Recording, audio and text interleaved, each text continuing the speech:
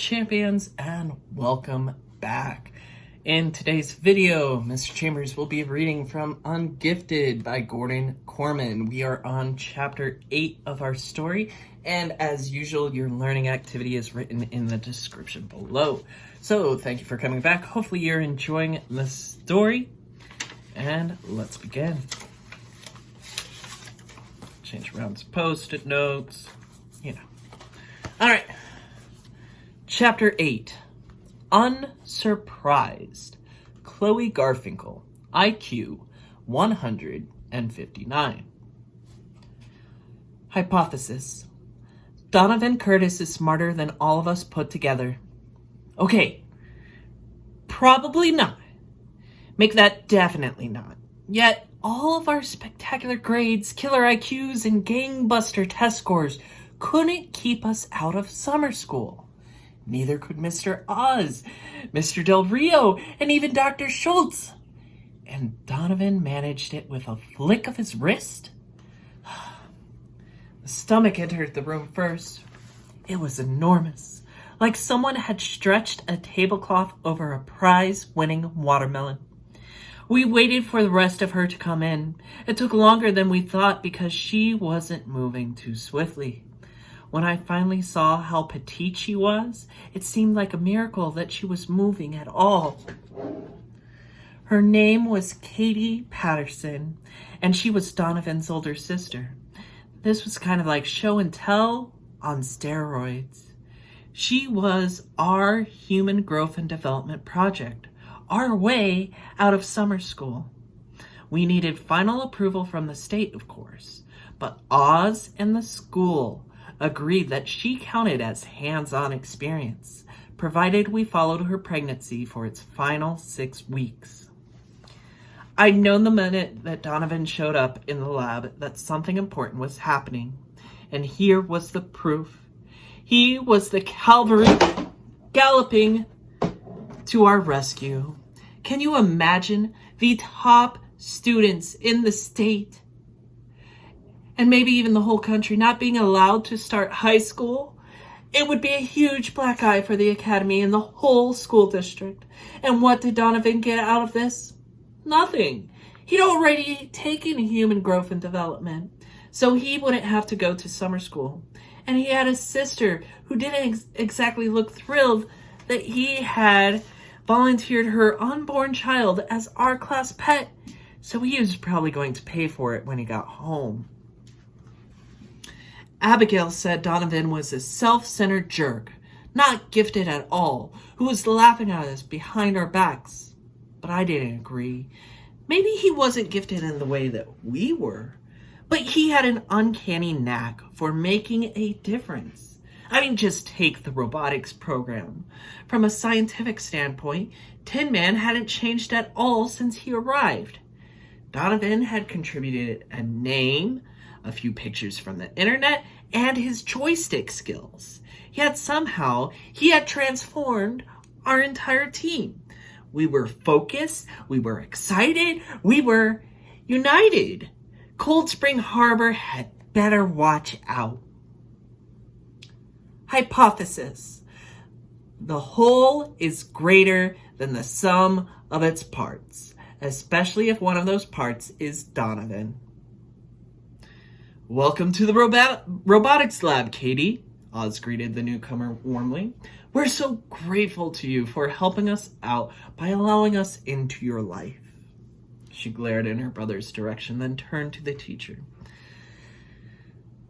If I'm going to do this, I only have one rule, and that one's a deal breaker. When you are 7.5 months pregnant, you go to the bathroom every time that the wind blows. So when I have to run, nobody had better get in my way. Oz seized this teachable moment. What happens is the growing baby expands the uterus and puts pressure on the bladder.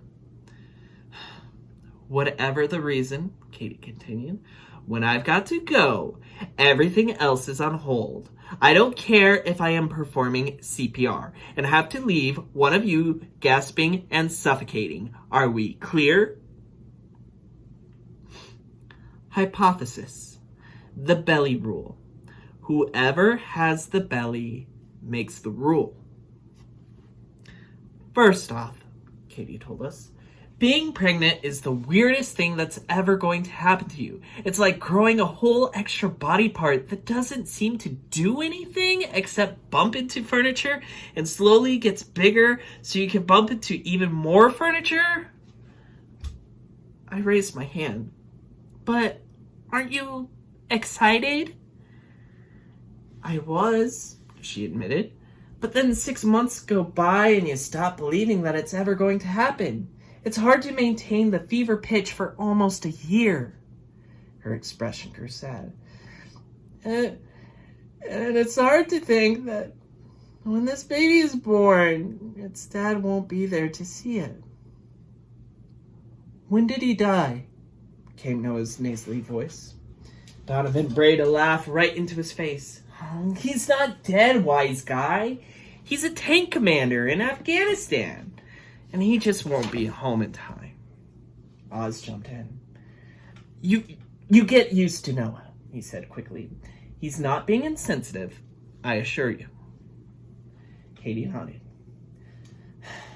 Another thing about being pregnant.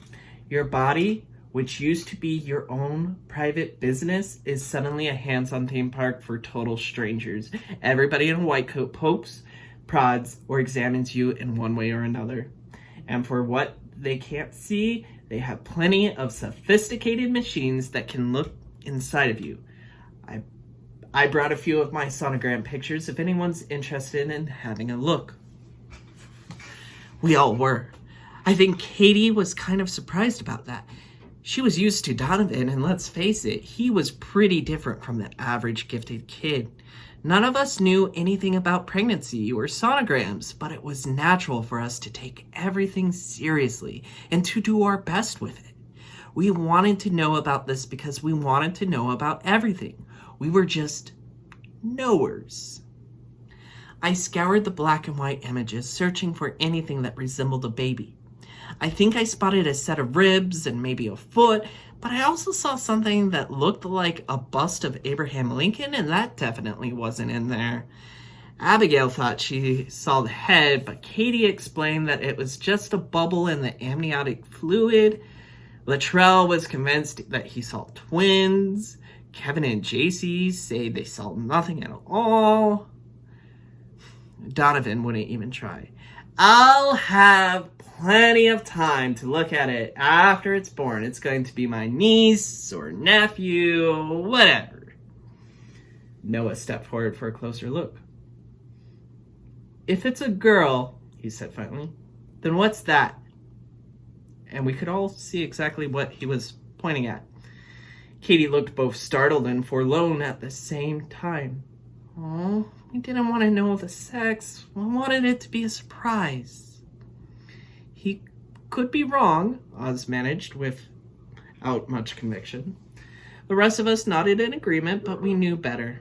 Noah was never wrong unless he wanted to be. Well, better start knitting those blue booties, Donovan told his sister.